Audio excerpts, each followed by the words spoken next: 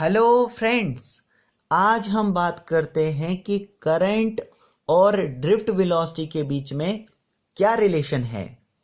कहीं इनके बीच में ये रिलेशन तो नहीं है कि ये आपस में बॉयफ्रेंड और गर्लफ्रेंड लगते हैं। तो यहाँ पर हम क्या देखेंगे कि इन दोनों के बीच में यानी करंट और ड्रिफ्ट वेलोसिटी के बीच में क्या रिलेशन है, यानी कि क्या संबंध है। ठीक है, तो फ्रेंड्स करंट को हम आई के साथ डिनोट करते हैं और ड्रिफ्ट वेलोसिटी को हम वी और डी के साथ डिनोट करते हैं। या फिर इसको इस तरीके से भी पूछ सकता है कि प्रूव कीजिए I is equal to N E A V D. तो यहां पर देखिए वी डी क्या है, हमारे पास ड्रिफ्ट वेलोसिटी है और I क्या है, हमारे पास करंट है। तो एक्चुअली हमें क्या पूछा गया है कि करंट और ड्रिफ्ट वेलोसिटी के बीच में क्या रिलेशन है, वो ही हमें निकालना है, यानी उसी के बारे में हमें पूछा गया है। तो इसके लिए हम सबसे पहले क्या करते हैं, एक कंडक्टर ले लेते हैं, यानी कि एक तार ले लेते हैं। मान लीजिए कि ये हमारे पास जो है तार है जिसकी लेंथ हम L मान लेते हैं और इस तार का ये वाला जो साइड है यानी कि इस तार का जो एरिया है उसको हम A मान लेते हैं।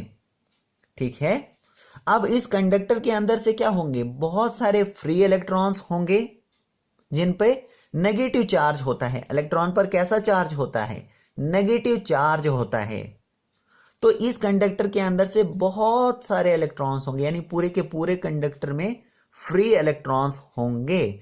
तो जैसे ही यहां से वोल्टेज को अप्लाई करेंगे तो ये जो इलेक्ट्रॉन्स होते हैं जिन पर नेगेटिव चार्ज होता है, ये नेगेटिव चार्ज होने के कारण पॉजिटिव टर्मिनल की तरफ खिसकना स्टार्ट करते हैं, यानी कि मूव करेंगे। तो इन फ्री इलेक्ट्रॉन्स की जो एवरेज वेलोसिटी होगी जिससे ये पॉजिटिव टर्मिनल की तरफ आएंगे, यानी या फिर कहिए कि पॉजिटिव टर्मिनल की तरफ खिसकेंगे, उसे हम ड्रिफ्ट वेलोसिटी कहते हैं, जिसे वीडी के साथ लिखते हैं। ठीक है,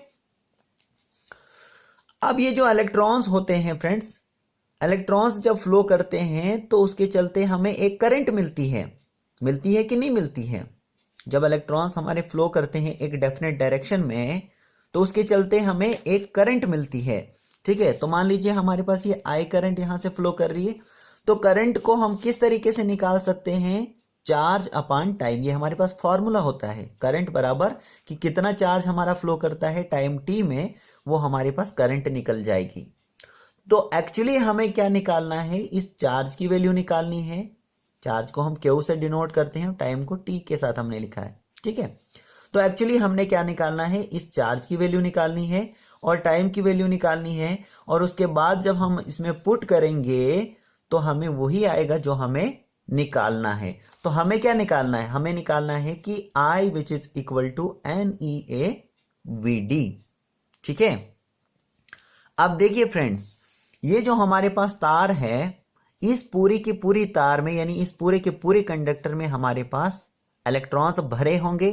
ठीक है, तो इस तार के एक छोटे से हिस्से में मान लीजिए कि हमें इलेक्ट्रॉन्स की डेंसिटी पता है, यानी कितने इलेक्ट्रॉन्स हैं वो हमें पता है एक छोटे से एरिया में, या फिर कहिए कि एक छोटे से पोर्शन में हमें पता है कि इलेक्ट्रॉन्स कितने हैं, उसको हम मान लेते हैं n।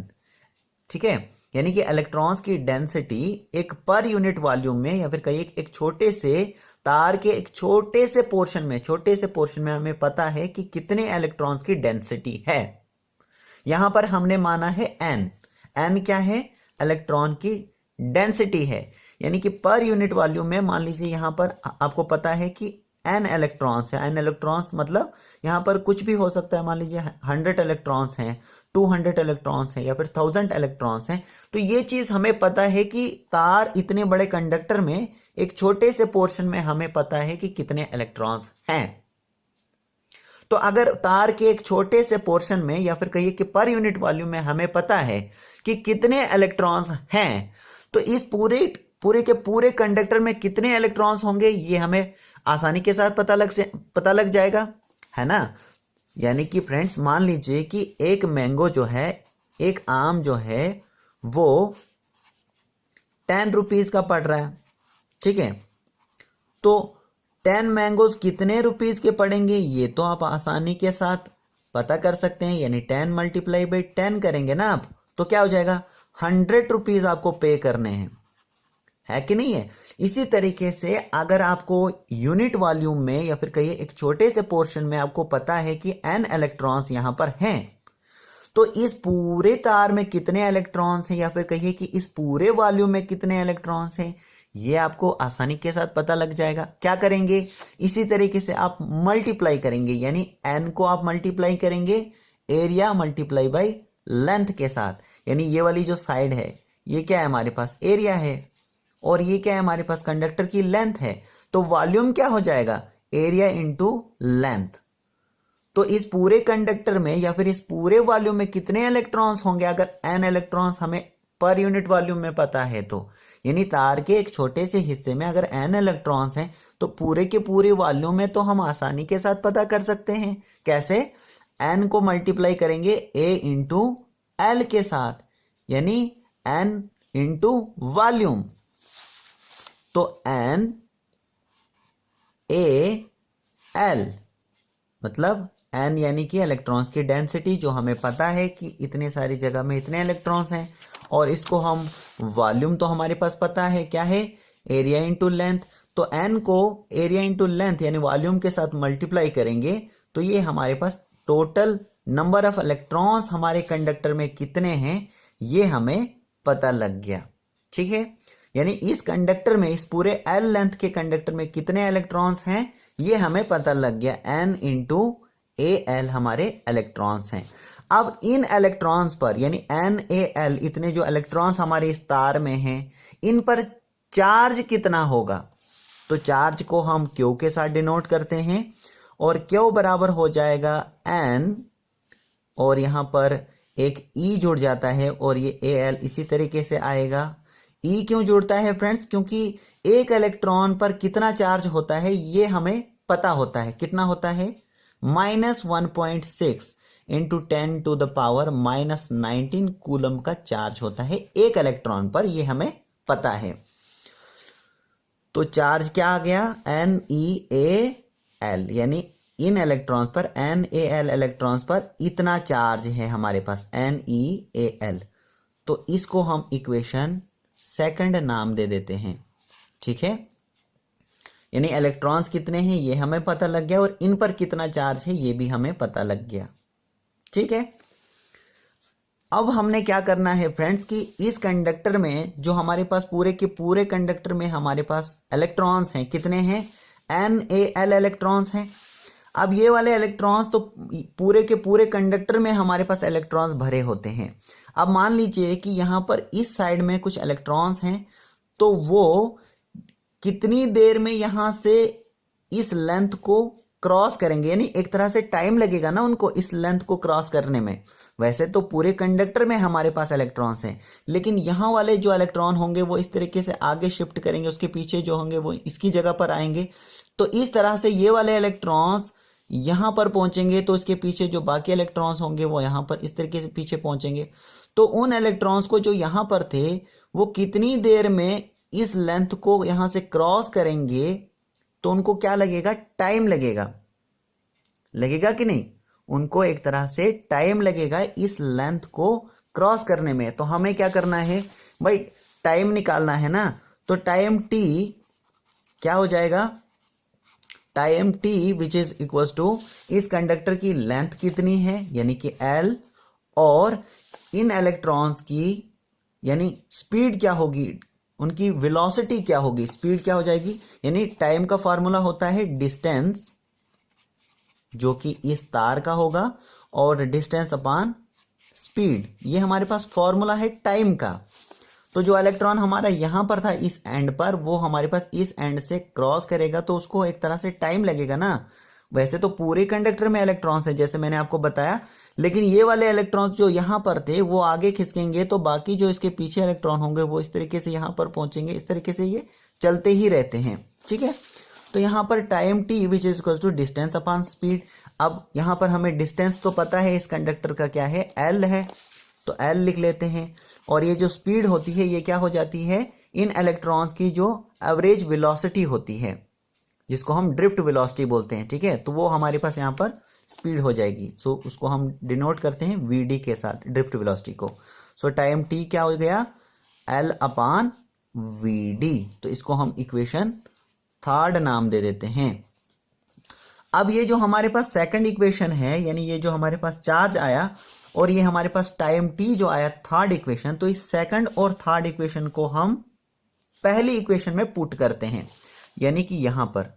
तो यहां पर क्या हो जाएगा, करंट आई हो जाएगी, चार्ज की जगह हम चार्ज का ये डाल देते हैं वैल्यू NeAl, NeAl, और इसके नीचे टाइम टी। तो टाइम टी की वैल्यू क्या आएगी हमारे पास, L अपान Vd। तो L और ये जो हमारे पास Vd है ये ऊपर चला जाएगा, तो यहाँ पर ये ऊपर चला जाएगा Vd। यहाँ पर देखिए L और L कैंसिल हो जाएगा, तो करंट I आ जाएगी NeAVd, NeAV और D। तो ये वही आया जो हमें निकालना है। देखिए हमें क्या निकालना था, prove that I is equal to NeAVd, ठीक है। तो ये यहाँ पर आसानी के साथ हमें निकल गया। तो यहाँ पर अगर हमें प्रूव करना बताया गया है तो हम यहाँ से लिख सकते हैं यहाँ पर हैंस प्रूव्ड, ठीक है, हैंस प्रूव्ड हम यहाँ पर लिख सकते हैं। अब देखिए फ्रेंड्स, यहाँ पर ये जो हमारे पास n है, तो n तो हमारे पास एक तरह से इलेक्ट्रॉन्स की डेंसिटी है जो हमें दी होगी। तो ये n क्या है हमारे पास, कांस्टेंट है ना, n हमारे पास कांस्टेंट है। उसके बाद ये जो E है, E क्या है हमारे पास, एक इलेक्ट्रॉन पर जो चार्ज होता है, तो ये भी हमारे पास क्या होता है, कांस्टेंट होता है फ्रेंड्स, क्योंकि एक इलेक्ट्रॉन पर चार्ज कितना होता है, -1.6 इंटू 10⁻⁻19 कूलम्ब। तो ये एक तरह से कांस्टेंट होता है। इसी तरीके से ये हमारे पास ए क्या है हमारे पास, एरिया है तार का, तो ये भी हमारे पास एक पर्टिकुलर तार के लिए क्या होगा, कांस्टेंट होगा। तो उसके बाद हमारे पास क्या बचता है, ये I और यहां से बचता है Vd। तो I क्या होगा, डायरेक्टली प्रोपोर्शनल होता है Vd के। इसका क्या मतलब होता है फ्रेंड्स, इसका मतलब ये होता है कि जितनी हमारे पास ड्रिफ्ट वेलोसिटी ज्यादा होगी, यानी इलेक्ट्रॉन्स जो हमारे पास खिसकते हैं पॉजिटिव टर्मिनल की तरफ खिसकते हैं, तो उनकी जो एवरेज वेलोसिटी होती है, एवरेज वेलोसिटी जो होती है इलेक्ट्रॉन्स की, जिससे ये positive terminal of the source की तरफ खिसकते हैं, उसको हम ड्रिफ्ट वेलोसिटी कहते हैं। तो जितने ये इलेक्ट्रॉन ज्यादा तेजी के साथ खिसकेंगे उतनी ही ज्यादा हमारे पास करंट मिलेगी, यानी ये क्या है, एक दूसरे के डायरेक्टली प्रोपोर्शनल है। अगर ड्रिफ्ट वेलोसिटी बढ़ेगी तो करंट भी हमारे पास इंक्रीज करेगी। लेकिन फ्रेंड्स होता क्या है कि ये जो ड्रिफ्ट वेलोसिटी होती है ये बहुत ही स्मॉल होती है, यानी इलेक्ट्रॉन्स जो हमारे कंडक्टर में फ्लो करते हैं पॉजिटिव टर्मिनल की तरफ, इनकी जो वेलोसिटी होती है वो बहुत ही स्मॉल होती है, यानी बहुत ही धीमी गति से इलेक्ट्रॉन धीमी गति से हमारे इलेक्ट्रॉन्स जो हैं ये खिसकते हैं। लेकिन फिर भी हमें क्या है कि काफ़ी करंट हमें मिल जाती है, यानी सुफिशिएंट करंट हमें मिल जाती है, क्योंकि इस पूरी तार में हमारे पास एक तरह से इलेक्ट्रॉन्स होते हैं ना, पूरी की पूरी तार में इलेक्ट्रॉन्स होते हैं। तो अगर धीरे धीरे भी फ्लो करते हैं तो भी हमें करंट जो है, काफ़ी करंट हमें मिल जाती है। इसीलिए यहाँ पर क्वेश्चन अराइज होता होगा कि जैसे हम अपने रूम की लाइट जैसे ही हम स्विच को क्लोज करते हैं तो तुरंत से हमारा बल्ब जो है वो जलने लगता है ना। अगर इलेक्ट्रॉन्स इतना मतलब स्लोली अगर फ्लो करते हैं तो इतना जल्दी कैसे हमारी रूम की लाइट जो है वो क्विकली ऑन हो जाती है। तो इसका आंसर यही है फ्रेंड्स कि पूरी की पूरे हमारे कंडक्टर में क्या होते हैं, इलेक्ट्रॉन्स होते हैं। तो अगर इनकी वेलोसिटी जो है वो खिसकने की वेलोसिटी बहुत ही कम होती है, लेकिन क्या होता है कि धीरे धीरे जो है पूरे तार में इलेक्ट्रॉन्स होते हैं तो धीरे धीरे ही फ्लो करते हैं, लेकिन हमें काफ़ी करंट जो है मिल जाती है। सो आई होप फ्रेंड्स कि आपको ये क्लियर हो चुका होगा। मैं इसको डिस्क्रिप्शन में भी दे दूंगा, अगर आप नोट करना चाहते हैं तो वहाँ से नोट कर सकते हैं। So thank you very much.